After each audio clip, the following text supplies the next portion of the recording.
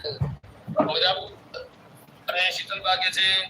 દેવગનબેન જય શ્રી કૃષ્ણ જેને મને દાદી કે પહેલા મારા વિડીયો જોઈ આવું પછી દાદી બોલે ના હવે કશું નહીં ચાલે